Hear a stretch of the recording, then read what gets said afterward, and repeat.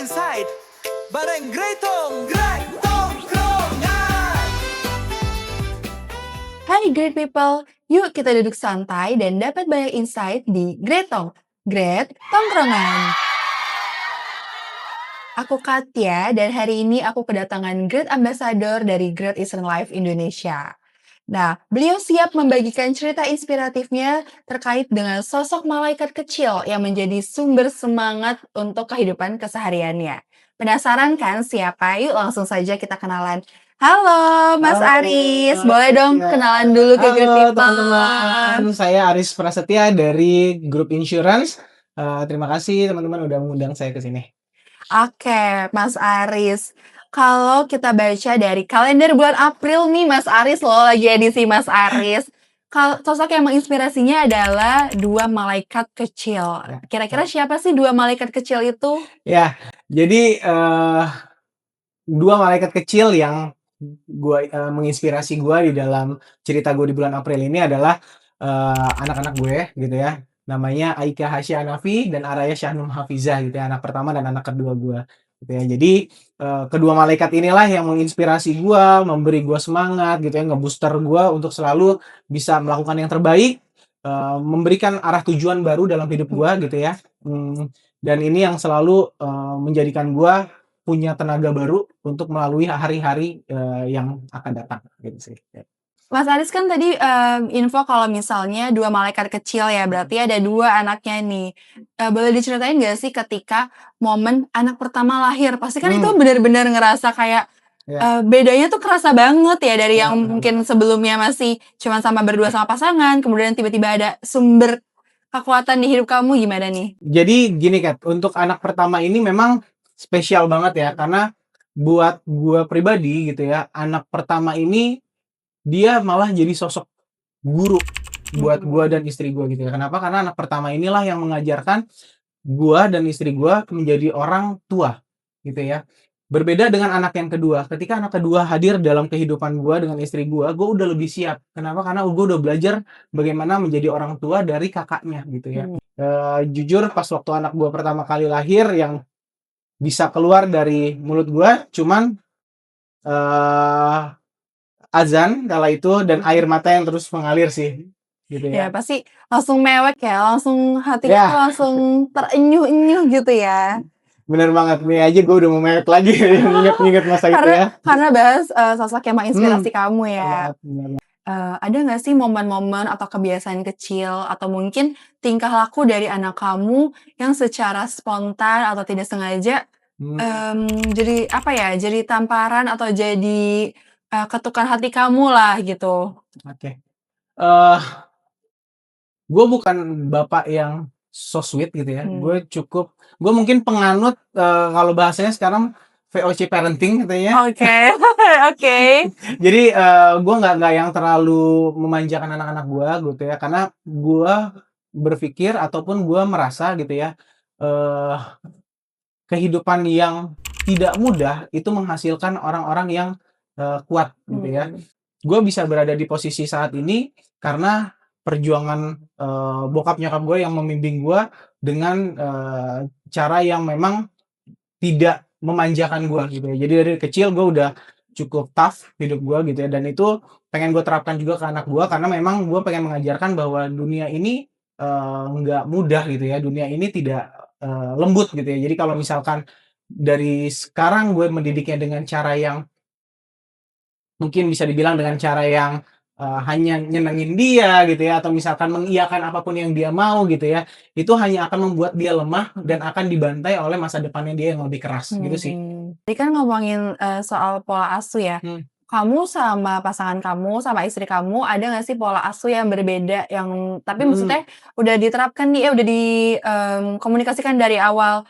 Oke, kamu sebagai seorang ibu, pola asuhnya lebih seperti ini ya, biasa kan lebih menyayangi, lebih lembut lah gitu kan. Sedangkan sebagai seorang ayah, pola asuhnya lebih tegas. Tadi kalau bahasamu VOC parenting ya gitu. Nah, ada nggak sih kayak komunikasi-komunikasi seperti itu sama pasangan kamu? Ya, kita tuh mendewasakan anak atau membesarkan anak itu seperti membangun sebuah pedang ya. Jadi di satu sisi pedang kalau misalkan ditimpa terus, dipukul terus gitu ya, itu hanya akan mematahkan si pedang itu sendiri. Ataupun kalau misalkan si pedang tersebut hanya dibasuh saja, disiram air terus, maka nggak akan pernah jadi pedang juga gitu ya. Makanya harus ada dari sisi orang tua itu dua belah pihak. Yang satu menempa si pedang itu sampai membentuk sebuah pedang, dan satu lagi menyirami gitu ya untuk mendinginkan pedang tersebut gitu ya. Jadi anak gitu ya sejauh ini lebih dekat kepada bundanya gitu. Jadi walaupun si bundanya bundanya ini merepet gitu bahasanya, cerewet gitu ya, tetap gitu larinya mengadunya adalah ke bundanya, dan itu memang yang gua harapkan sih gitu. Nah, kalau boleh tahu anak kamu ini usianya beda berapa tahun ya? Oke. Jadi selisihnya lumayan jauh Kat. Jadi anak gua yang pertama itu sekarang usianya 11 tahun gitu ya, dan anak yang kedua itu sekarang 4 tahun kemarin di Februari. Jadi selisihnya lumayan cukup jauh ya, 7 tahun ya usia selisihnya gitu ya. Jadi karakternya, pembawaannya, dan cara kami mendidik pun itu menjadi sangat berbeda. Nah, boleh ceritain nggak tuh gimana mendidik anak yang usianya beda lumayan jauh gitu? Karena kan kadang-kadang ada terbesit di pikiran anak, oh nggak adil nih orang tua aku. Padahal kan sebenarnya tuh bukan nggak adil, karena kita mendidik sesuai dengan usianya, betul kan?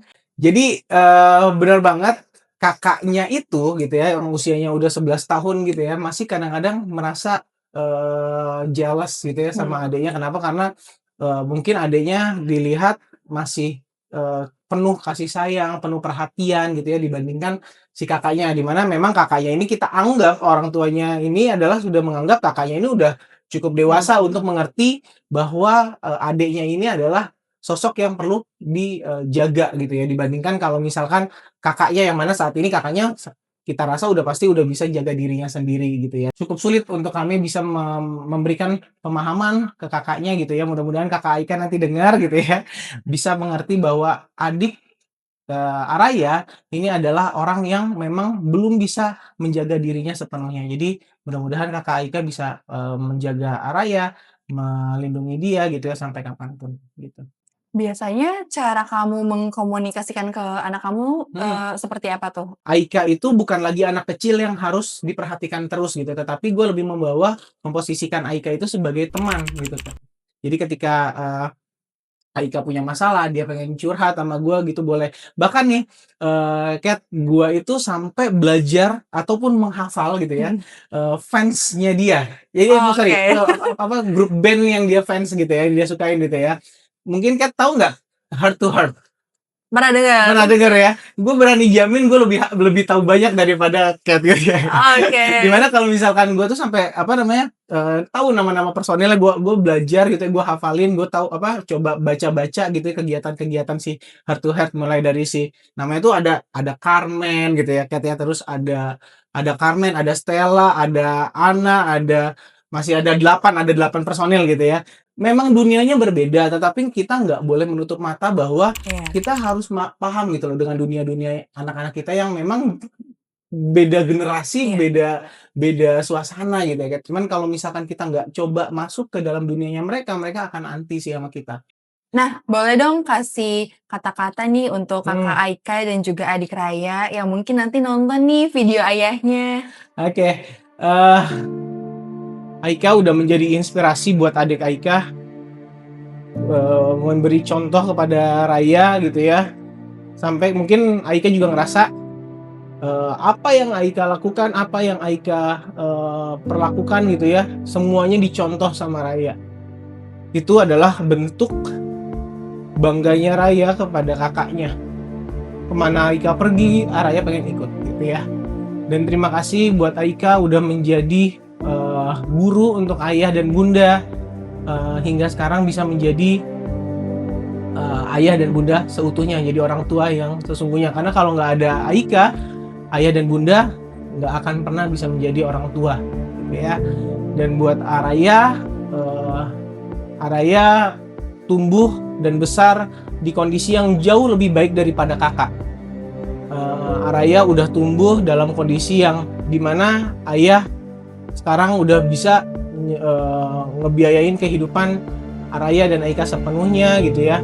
Araya bisa hidup dalam kondisi yang lebih baik secara finansial maupun pendidikan ayah, karena ayah sudah belajar dari kakak. Jadi ayah berharap Araya bisa menghargai kakak, bisa menyayangin kakak gitu ya, karena kakak udah memberikan segalanya untuk ayah dan bunda, sehingga bisa menjaga Araya jauh lebih baik daripada ayah menjaga kakak Aika.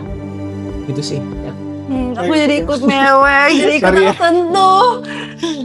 Ya oke, semoga kakak Aika dan juga adik Raya bisa mendengarkan ayah dan bundanya selalu dan bisa menjadikan orang tuanya sebagai tempat pulangnya selalu. Nah, dari cerita hari ini kita juga diingatkan kembali bahwa ternyata tuh sumber kekuatan bukan datang dari hal yang jauh, tapi dari hal yang paling dekat di hati justru ya. Dari orang-orang yang ada di rumah, salah satunya dari dua malaikat kecil Mas Aris. Teman-teman, jangan lupa untuk selalu nonton Gretong, dan jangan lupa untuk like video ini, komen di bawah, kira-kira di next episode kita mau bahas apa lagi ya, dan jangan lupa subscribe dan juga share ke teman-temannya. Nanti Mas Aris juga jangan lupa ya share video ini ke keluarganya. Pastinya. Oke deh kalau gitu, thank you great people, bye.